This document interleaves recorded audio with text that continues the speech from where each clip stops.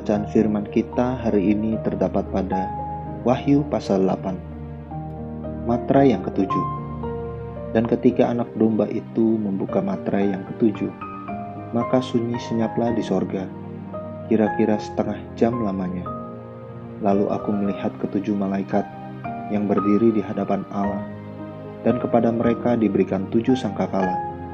Maka datanglah seorang malaikat lain, dan ia pergi berdiri dekat mezbah dengan sebuah pedupaan emas, dan kepadanya diberikan banyak kemenyan untuk dipersembahkannya bersama-sama dengan doa semua orang kudus di atas mezbah emas di hadapan tahta itu. Maka naiklah asap kemenyan bersama-sama dengan doa orang-orang kudus itu dari tangan malaikat itu ke hadapan Allah. Lalu malaikat itu mengambil pedupaan itu, mengisinya dengan api dari mezbah, dan melemparkannya ke bumi. Maka meledaklah bunyi guru, disertai halilintar dan gempa bumi. Keempat sangkakala yang pertama, dan ketujuh malaikat yang memegang ketujuh sangkakala itu bersiap-siap untuk meniup sangkakala. Lalu malaikat yang pertama meniup sangkakalanya, dan terjadilah hujan es dan api bercampur darah, dan semuanya itu dilemparkan ke bumi. Maka terbakarlah sepertiga dari bumi dan sepertiga dari pohon-pohon, dan hanguslah seluruh rumput-rumputan hijau.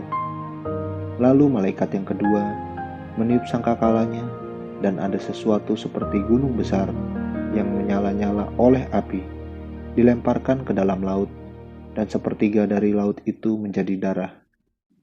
Dan matilah sepertiga dari segala makhluk yang bernyawa di dalam laut, dan binasalah sepertiga dari semua kapal.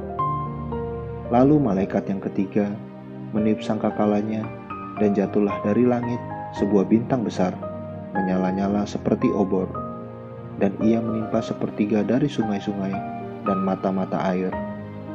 Nama bintang itu ialah Absintus.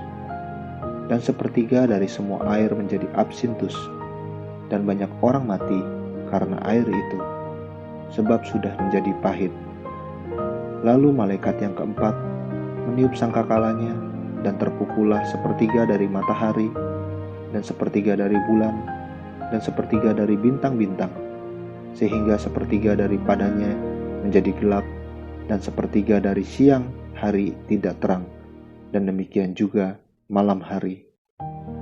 Lalu aku mendengar seekor burung nasar terbang di tengah langit dan berkata dengan suara nyaring, "Celaka, celaka, celakalah mereka yang diam di atas bumi, oleh karena bunyi sangkakala ketiga malaikat lain yang masih akan meniup sangkakalanya." Amin. Terus baca firman-Nya, renungkan dan lakukan dalam kehidupan kita. Tuhan Yesus memberkati.